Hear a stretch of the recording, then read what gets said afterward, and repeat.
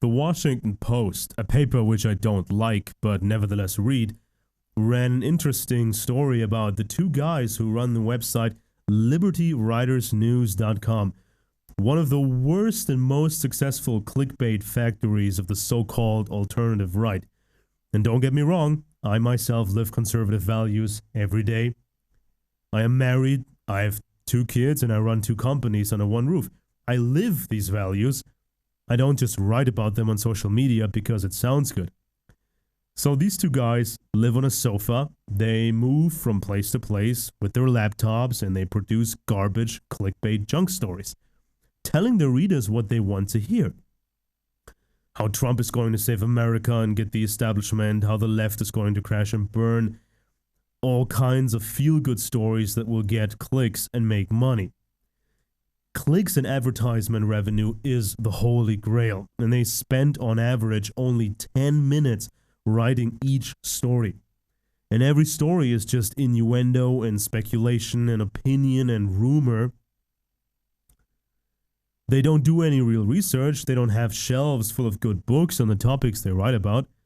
6 months earlier, they were flat broke after college. They couldn't find a decent paying job. So instead of selling drugs, they started to sell feel-good clickbait crap. They think they're smart, and they treat their audience like chicken. They say, oh, it's time to feed the audience. The audience is hungry. And the chicken produce for them. Because readers of their garbage click on the worst kind of advertisements. You know, the kind of advertisement only people with no brains and no knowledge would click. And one of the 2 guys wishes he could actually write something someday that has value, depth, something that would make people think, but no one would click on that. So what's the point, he says. They and all the others from the clickbait mafia are teaching their audience to be stupid, superficial, and above all, emotional. If you suddenly told these audiences something deep and challenging, they would hate you. They would hurl abuses towards you and never share any of your stories anymore on social media. And of course, every clickbait mafia guy fears to lose his audience. They will do anything to keep and expand an audience. And once they get big enough, they will cooperate with powerful globalist investors and become mainstream or just sell their company. And these 2 guys, they use buzzwords and slogans like truth and down with the globalists. They are even considering starting a left-wing website, a left-wing clickbait factory, because now there are a lot of depressed left-wingers who are hungry for sensationalist clickbait junk that will make them feel good. It's all about the money. There's more chicken running around. Let's feed those left-wing liberal chicken. So they lay eggs for these 2 guys. It's all about the money, and it's all about slogans. Oh yeah, down with the globalists, and get them and show them, and truth and liberty and blah, whatever sells advertisements. And because they make money, others want to copy that to do exactly the same thing. So every story in certain circles sounds the same. The headlines are all the same, and the stories are never what's promised. There's no substance. And just like with other scams, there can only be a handful of top dogs who got in early or were lucky. 99.99999% of those who want to do internet media are losing money. It's like trying to become a professional actor or musician. You just don't get paid enough to live. And all of the clickbait success depends on social media. It depends on mighty Facebook. Facebook is now cracking down on fake news. They will block things. They could attach warnings to clickbait stories. And they can outright refuse service to users who violate Facebook's extensive terms of use. Facebook is a private company. They can do whatever they want. So can YouTube and Google and Twitter. And if you're not on these platforms, you're virtually dead. The clickbait mafia and other alternative media outlets have relied on these social media giants for so long that their whole foundation is now in the hands of these big corporations. And now Obama, other Western governments, and the big social media corporations are going to put an end to the clickbait bonanza. They can even tighten the rules about posting headlines and longer quotes from mainstream sources, and that will create problems for websites like the Drudge Report. They would have to scramble and switch over to creating their own content. They could no longer be the news aggregator, the one-stop shop for the most interesting stories from the web. If the Drudge Report decides to become a clickbait factory, their stuff would be blocked on social media or tainted by automated warnings. So the only chance for alternative media is to survive and to have a long-term positive effect is to stop doing clickbait and stop doing fake news. Alternative media has to produce quality again. It has to challenge their audience, tell them uncomfortable truths. The audience has to spend more time reading and not just stories, but actual books. The audience has to learn and evolve. They have to improve their skills, their reasoning power. The audience has to recognize, demand, and reward quality media. If a small percentage of utter morons click on shitty advertisements right beside clickbait junk stories, those websites will keep producing junk. And because everybody wants to become a clickbait mafia king nowadays, the competition gets more stiff. It's a race to the bottom, quality-wise. Everybody wants to outdo everybody else. He who writes crazier shit wins, and this has to stop. Of course, the mainstream media is terrible and they have lost tremendous popularity, but don't forget that the mainstream will always have money. The mega banks and foundations will always put money into this. They don't care if the papers and TV shows don't turn any profits. They don't need these profits. Facebook itself can decide to get into the news business. It can cut out their own competition. They are already planning for this. And the clickbait mafia guys cannot start their own alternative to Facebook. And they don't want to spend a lot of money on paid advertisements for their junk. And where would they place their ads if the big internet companies don't want anything to do with them anymore? So what would they do? They would probably close down shop and move on to something else. Run a Bitcoin scam or, open up a new black market on the internet or do some click scamming, anything that will get them money.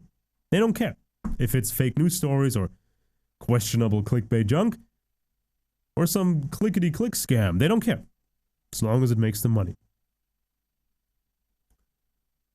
Over the last few years, alternative media on the web, especially the conspiracy and political stuff, has become a pathetic circus. It's just about who has the more outrageous clickbait headlines and worthless stories and viral YouTube horseshit full of mistakes. Every time there's a mass shooting, you get the most insane videos telling you that everything was just staged with actors, even if that meant 1,000 people would have to be in on it.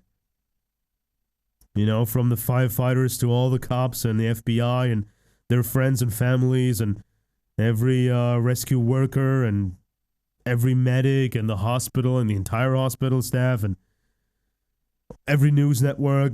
1,000 people would have to be in on it. Every time there's a terror attack, you get one of two knee-jerk reactions. Either it's immediately declared to be a Western intelligence false flag, even though there hasn't been any time spent on analyzing this, and the evidence is complex, and the evidence leads in different directions. Or it is immediately believed to be a genuine Muslim attack, even though, for example, the Russians benefit heavily from the event, like in the case of the recent Paris and Brussels attacks. Everything gets oversimplified, squeezed into a simple narrative that suits what people want to hear at any given moment. Little facts are blown up into sensationalist garbage, and those who make these garbage reports know that these stories have a short lifespan.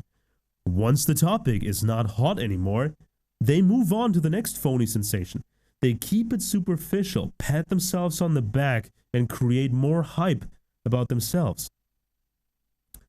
And then we have Infowars.com. Alex Jones's Infowars is now complaining about being lumped into the fake news category by the mainstream. Now, Infowars used to be the big hope of a quality alternative news outlet that grew bigger each year. But the quality is gone, and it is using clickbait tactics, and it tells people what they want to hear. The people want to hear that Donald Trump is going to save the country, even though that's not going to happen. The people want to hear that Vladimir Putin and the Russians are now the good guys and the driving force of peace and the greatest hope to defeat the Western globalists. It's all horseshit.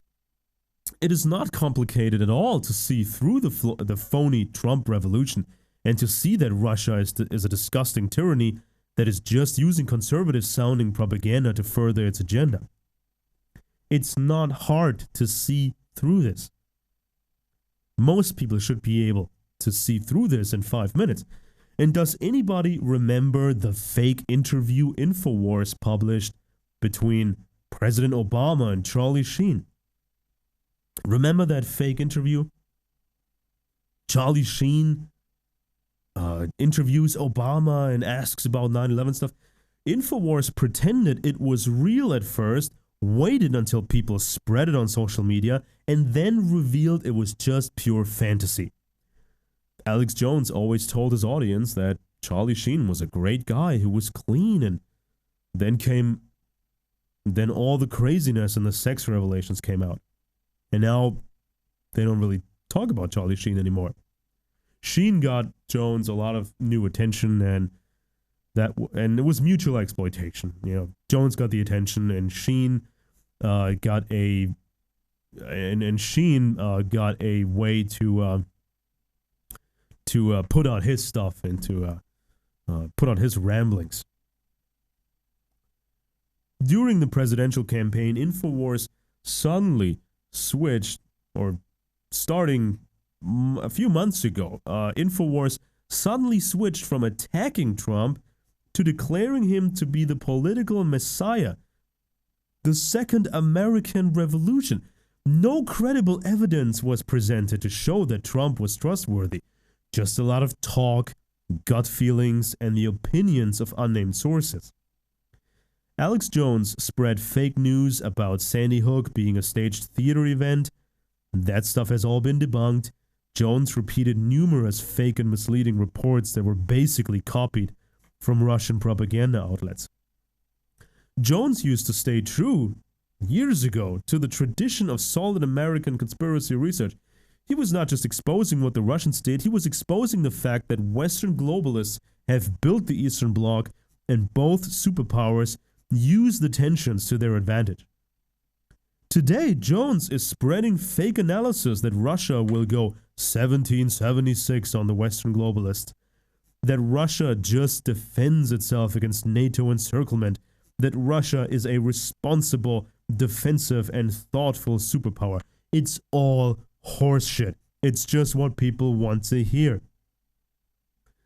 When that plane went down over eastern Ukraine, Infowars was spreading the Russian spin. When Russian proxies invaded Ukraine, Jones was spreading the Russian spin. And then you have more fake news on Infowars. Michelle Obama was a man. Barack Obama was an actor trained by Harry Lennox. Some guy is the illegitimate son of Bill Clinton. No evidence, but who cares? It gets attention. A public army manual describes what happens when protests get violent. Infowars turned this into the headline, "Army Admits Plan to Execute Americans en masse." Total clickbait horseshit. Nobody died at Sandy Hook because the dead do not appear in the FBI statistics. In reality, the dead were indeed listed in the proper statistic with footnotes and everything. It was the jurisdiction of the Connecticut State Police, and for bureaucratic reasons, those people killed were not listed under under the city where this shooting took place. So it was, the dead were listed in a different statistic and properly listed as the victims. On InfoWars, the Boston bombings were declared to be a Western intel false flag with no convincing evidence. Oh, in some video you saw some private security guys. That's not evidence. There were bomb-sniffing dogs, and that's not evidence. If you actually dig deeper, you find that there are weird connections to Russia. If you actually dig deeper with the Boston bombings, you find interesting stuff. But InfoWars does not tell you when Russia is a strong suspect anymore. When it suits the Russians that Islamists do terror attacks in Europe, suddenly the alternative media is not interested in any false flag theories. The alternative media then simply reports that Muslims did an attack and Vladimir Putin is the great leader and will save us from the Muslims, and Putin did a great job in defeating the Islamic State, and the West needs to stop the sanctions and give Russia what it wants. Every moron and scam artist nowadays can pretend to be an alternative news journalist. Every scam artist can simply listen to what people want to hear, listen to what opinion is popular right now, and then report exactly that. More than 10 years ago, I started to promote Alex Jones in Germany when nobody knew Alex Jones in Germany, when there was no alternative media in Germany. I dubbed his documentaries into German. I translated a ton of good stories from his website. I myself bought products from his store and had them shipped to Europe. I've always had a Prison Planet subscription, actually 2 of them. I wanted Jones to get more attention. I did not demand anything else from him but to stay on course and do the job properly. I never expected him to give me a job or to give me a ton of attention or to give me money. No, the only thing I demanded in return was that he keeps doing his job properly. I was never envious of the attention he got. I was happy about it. Over the years, various conspiracy theories about Jones were spread around, and every now and then I explained to my audience that there is no substance to the claims he is a Vatican agent or an agent of Israel. If he became just another David Duke, of course he would likely be cut off from a lot of services he relies on, like Sirius XM Radio and so on. If Jones took the bait, he would sabotage himself and sabotage the mission. Jones regularly attacks specific banks and specific individuals who do bad things, and some of them happen to be Jewish. I do not have to agree with every opinion on InfoWars, but today I'm shocked about what has become of InfoWars. Because they have betrayed core values, they have changed their basic standards and yardsticks. They've changed their methodology, and I have no trust anymore that they will do the right thing in the future. Dramatic events are going to happen, and sadly, I expect that InfoWars will do the wrong things. They will continue the Russian propaganda until it maybe stops being useful for them. They will continue the Trump hype, and maybe at some point make the lame excuse that Trump has tried but ultimately failed to beat the neocons in the system. They will continue the clickbait and the sensationalist shallow reports. Someone may have listened to InfoWars for 10 years or longer, but that person will still make the most basic mistakes. That person will trust the wrong people and will have no modern understanding of human evil. It's true, Alex Jones has or had a very active audience, people who do things. So Alex Jones gets these people to get up and do something, but when these people get up and do something, they will fall victim to toxic people, wrong leadership, bad leadership, and they will experience a lot of failure and a lot of problems. The real information revolution is not happening on InfoWars. It's happening at places where people learn about narcissistic personality disorder, antisocial disorder, how these disorders define not just individuals, but groups of all sizes. Places where people learn about the brains of psychopaths and the genetic factors that diminish any sense of empathy. Certain type of psychopath, the genetic psychopath. Knowledge from different fields of science can be combined to form a complete, unified scientific theory of evil. Only when you truly understand evil can you defeat evil. Only then can you understand politics and history. Only then can you keep your private life, your business life, and your political life free from psychopaths and narcissists. Alex Jones teaches you a most primitive, faulty concept of evil. He judges people and things according to his gut feeling, his spirituality, and his overblown idea of being chosen by God for this big plan. Jones has promoted some extremely shady, narcissistic people over the years.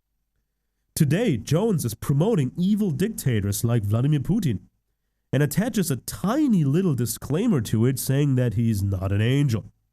Oh, well, Putin is not an angel, but Jones is feeding into Trump's narcissism, and Jones himself exhibits very worrying characteristics himself. That is why people in his audience still follow the wrong leaders, still make all these mistakes, and are still caught in the narcissistic group dynamic. Ladies and gentlemen, 15 years ago, you could barely find any meaningful alternative media in my country. Today, there is too much and of terrible quality. Same thing in America. Of course, in America, 15 years ago, you had significant alternative media, but today, there's too much and terrible quality. It takes honest professionals to do this job, and it needs an honest, professional audience to make it work. Good media is supposed to tell you how things really are. It's supposed to help you avoid mistakes, and it's supposed to help you make good decisions for yourself. And interesting note, go check out what Alex Jones's former lead editor of Infowars.com today is saying about Trump. Kurt Nimmo. Kurt Nimmo is not with Infowars anymore. Was the lead editor. And he's been gone for a while, and he has his own blog, and you can find it. And he's very critical of the Trump hype. And then you have Alex Jones's former most important journalist, Aaron Dykes, and he's critical of Trump. And his wife, Melissa Melton, who was also a journalist at Infowars, Melissa Melton just put out a great report about the Trump scam. Great report. It's about half an hour long, and you can find that on Truth Stream Media. And then you have the sudden disappearance of Jakari Jackson. And we don't know yet why he left.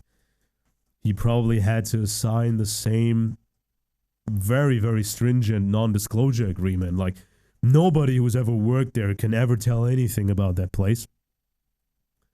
So it probably will remain a mystery why he left. And, yeah, we will probably see a repetition of that in the future. And with most of these people, it's like when they leave Infowars, there's no other place to go. They have to open up their own thing and start almost from scratch and, try to finance what they're doing. So, Alex Jones has sucked up all this money and sucked up all this attention and all this following. And now we find out he's not the man. He's not the man we thought he was. He doesn't do the things we thought he would be doing. But that's how things are. And Alex Jones has woken up enough people. I'm still a great fan of the old Alex Jones. And it's time to move on. It's time to bring the quality back to the alternative media and introduce a modern scientific understanding of evil. Go check out the web. and go check out bookstores for great material on personality disorders and the brains of psychopaths. And there's been revolutionary new research being done, and this research can be used for good, and it can and will be used for bad by the wrong people. So if you enjoyed this video, if you like this video, please like this, please share this, and don't be afraid that you might lose a little bit of popularity on social media. It's important that you share good stuff and not the clickbait stuff, because most of the clickbait stuff, people don't read it anyways. Most stuff that is being shared online is not actually being read, neither by the guy sharing it nor by the person receiving it. So that's it for this video. Thank you for watching, and please subscribe to this channel.